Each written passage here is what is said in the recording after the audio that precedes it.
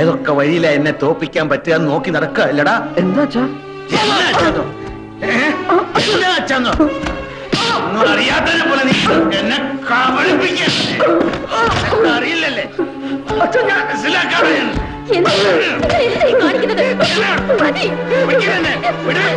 ഒന്ന് കുളത്തി തകഞ്ഞൻ. ഇങ്ങനെ കുറെ നേരമല്ലേ തല്ലണം. കാര്യം എന്താ വെച്ചാ പറ. കാര്യം എന്താണെന്ന് അറിയില്ലല്ലേ? നീ അറിയാതാണോ അവള് ഗർഭിണിയായത്?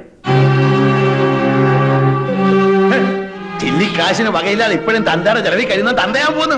അങ്ങനെയാണെങ്കിൽ തന്നെ അവൾ എന്റെ ഭാര്യയല്ലേ, അയൽവക്കത്തെ പെണ്ണൊന്നല്ലോ. തോന്യാസം കാണിച്ചിട്ട് നിന്ന് ചിലയ്ക്കുന്നോ? സ്കൂളിൽ പഠിക്കുന്നവ പെണ്ണ് കെട്ടിക്കൊണ്ട് വന്ന് ഞാൻ ക്ഷമിച്ചു. മനസ്സ് നീറുകയായിരുന്നു, എന്നിട്ട് സഹിച്ചു. ഇത് ഞാൻ സമ്മതിക്കില്ല. ഈ കുഞ്ഞ് ജനിക്കാൻ പാടില്ല. അവളോട് വേഗം റെഡിയാൻ പറ, ആശുപത്രി പോണം. അത് തീരുമാനിക്കേണ്ടത് എന്റെ അച്ഛനല്ല. ഇവളുടെ വയറ്റിൽ കിടക്കുന്ന കുഞ്ഞിന്റെ അച്ഛൻ ഞാനാ. ഞാൻ തീരുമാനിക്കും. കുറെ ഞാൻ ക്ഷമിക്കണം.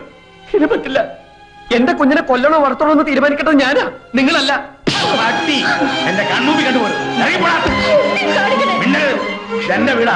എന്റെ ചെൽപ്പടിക്ക് നിൽക്കുന്നവർ മാത്രം മതി ഇവിടെ. നോക്കി നിൽക്കാണ്ട് ഇറങ്ങി പോടാൻ നായ. നിങ്ങളുടെ ചൊൽപ്പടിക്ക് നിൽക്കുന്ന ഒരു നായ നിങ്ങൾക്ക് ആവശ്യം, അല്ലാണ്ട് മകനല്ല. അങ്ങനെ ഒരു നായായിട്ട് അവിടെ കിടക്കാൻ ഇനി എന്നെ കിട്ടില്ല. വേണ്ട, ഇറങ്ങി പോടാ. ഇങ്ങനൊരു മകൻ എനിക്ക് ജനിച്ചിട്ടില്ല ഞാൻ വിചാരിച്ചോളാം. ഇറങ്ങി മാറി നിന്ന് മോങ്ങാതെ. ഞാൻ വഴിയുള്ള ബന്ധം നീ ഇവരും തമ്മിലുള്ളൂ. അത് ഇന്നു പോലെ ഇല്ല. ഞങ്ങളുടെ കുഞ്ഞിനെ വേണ്ടാത്ത ഈ വീട്ടിൽ ഞങ്ങളും വേണ്ട. വാടി. ഓട്ടടി. നശിക്കാനുള്ള ജന്മങ്ങൾ നശിച്ചേ തീരൂ.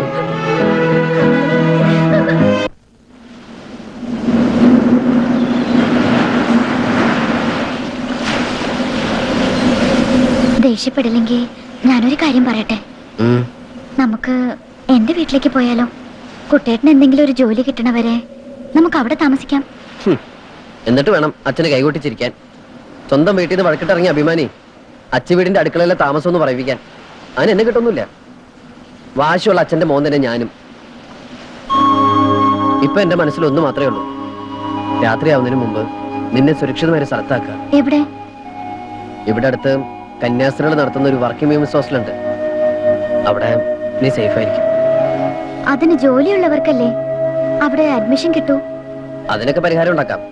പക്ഷെ അതല്ലല്ലോ പ്രധാന പ്രശ്നം. കല്യാണം കഴിഞ്ഞവരെ അവിടെ അഡ്മിറ്റ് ചെയ്യില്ല. അപ്പൊ പിന്നെ എന്ത് ചെയ്യും? അതിനിപ്പോ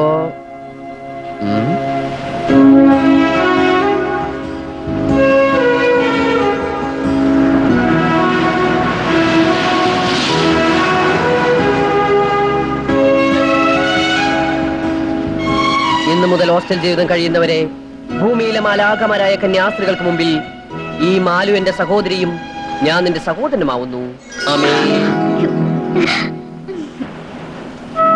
വേറൊരു നിവൃത്തിയില്ലാത്തോണ്ടാ മോളെ. ഇനി ആ താലിമാല കൂടി ഊരിക്കോ. താലി ഞാൻ ആരും കാണാതെ നോക്കിക്കോളാം. അയ്യോ, അതുകൊണ്ടല്ല. ഹോസ്റ്റലിലെ ഡെപ്പോസിറ്റും റെന്റും മെസ്സും എല്ലാം കൂടി കയ്യിലുള്ളതുകൊണ്ടൊന്നും മതിയാവില്ല. 1-2 ആഴ്ചക്കുള്ളിൽ എന്തായാലും ഇത് വിൽക്കേണ്ടി വരും. എന്നാ പിന്നെ അതിപ്പോ തന്നെ ചെയ്യാം. ഊരിത.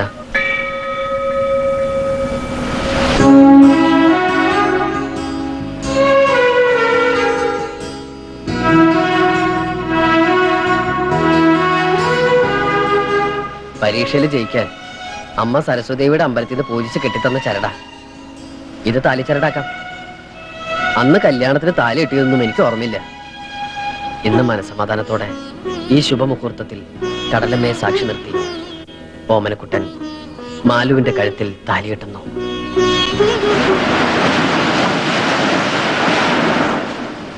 I am sorry. പരിചയമുള്ള ആരെങ്കിലും ഇൻട്രൊഡ്യൂസ് ചെയ്യാതെ എനിക്ക് കുട്ടി ഇവിടെ അഡ്മിറ്റ് ചെയ്യാൻ പറ്റില്ല. അയ്യോ, അങ്ങനെ പറയരുത് മദർ. മദർ ഈ കുപ്പായം ഊരി വെച്ചിട്ടൊന്ന് ആലോചിച്ച് നോക്കിയേ. അതല്ല മദർ, ഞങ്ങളുടെ സ്വന്തം അമ്മയെ പോലെ ഒന്ന് ചിന്തിച്ചു നോക്കിയേ. അപ്പൊ ഞങ്ങൾ ഉപേക്ഷിക്കാൻ തോന്നില്ല. ഇവളെയും കൊണ്ട് ഞാൻ ഇങ്ങോട്ട് വന്നത് ഭൂമിയിലെ മാലാഖമാർ ഞങ്ങളെ കൈവെടിയില്ലെന്ന് ഉറപ്പുള്ളത് കൊണ്ടാ. ഇപ്പൊ ഞങ്ങളെ സഹായിച്ചാൽ മരിച്ച് സ്വർഗത്തിൽ ചെല്ലുമ്പോ മദറിന് കർത്താവിന്റെ മുന്തിരിത്തോട്ടത്തിൽ ഏറ്റവും നല്ല പണി തന്നെ കിട്ടും. ഒരു പരിചയമില്ലാതെ ഞാൻ എങ്ങനെയാ? നാളെ രാവിലെ 10 മണിക്ക് ബോർഡിന്റെ കമ്പനിയിൽ ജോയിൻ ചെയ്യേണ്ടതാ ഇവക്ക്. പെങ്ങള് പെൺകുട്ടി ആയതുകൊണ്ടാ, അല്ലെങ്കിൽ ഞാൻ എന്റെ കൂടെ YMCA താമസിപ്പിച്ചേനെ. നിങ്ങൾ എന്ത് പറഞ്ഞാലും ഇവിടെ റൂമില്ല. വരൂ മാലതി. മുട്ടുവിൻ തുറക്കപ്പെടുമെന്ന തിരുവചനം വിശ്വസിച്ചതാ നമ്മൾ ചെയ്ത ഏറ്റവും വലിയ തെറ്റ്. എത്ര മുട്ടിയിട്ടും തുറക്കില്ലെന്ന് വെച്ചാ ഇനിയിപ്പോ വല്ല ലോഡ്ജിലെങ്ങാനും പോയി മുറിയെടുക്കാം. അല്ലാതെ ഇപ്പൊ എന്താ ചെയ്യാ? നാളത്തെ പത്രത്തില് യുവാവും യുവതിയും കൊല ചെയ്യപ്പെട്ടു എന്നോ യുവാവിനെ കെട്ടിയിട്ട് യുവതിയെ പീഡിപ്പിച്ചു എന്നെങ്ങാനും വെണ്ടയ്ക്ക് അക്ഷരത്തിൽ വായിച്ചാൽ ഞങ്ങളെ അറിയില്ലെന്ന് മാത്രം പറയരുത്. വരൂ മാലതി. Excuse me. വാതില് തുറക്കാൻ പോവാ. തൽക്കാലത്തേക്ക് മറ്റൊരിടം കിട്ടുന്നത് വരെ ഇവിടെ താമസിക്കാം. നാളെ ആരുടെയെങ്കിലും റെക്കമെൻഡേഷൻ ലെറ്റർ കൊണ്ട് തരണം.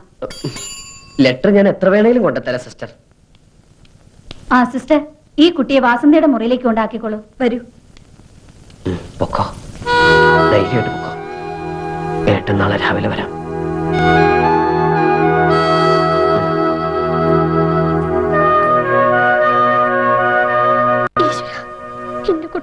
എന്റെ കുട്ടി.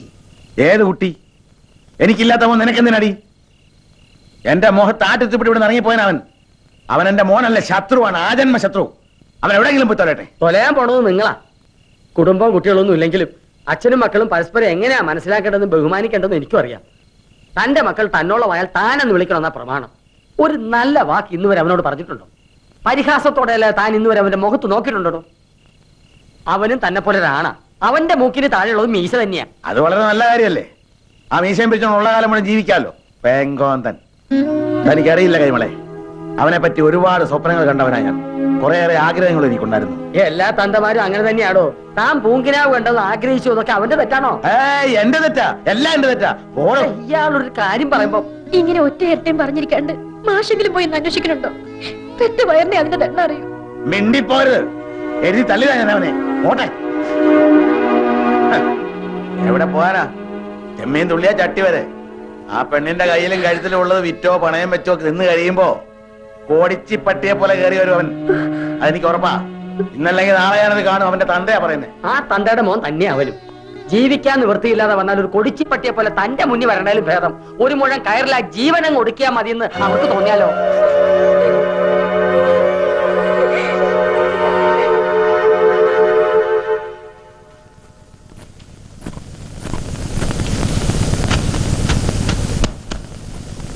അയ്യേ, ഏട്ടൻ പോയെന്ന് പറഞ്ഞിരുന്ന കരയ്യ.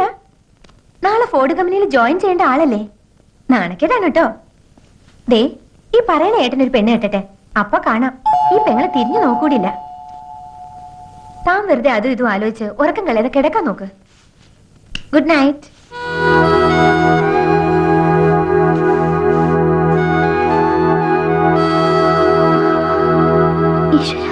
രക്ഷിക്കണേ.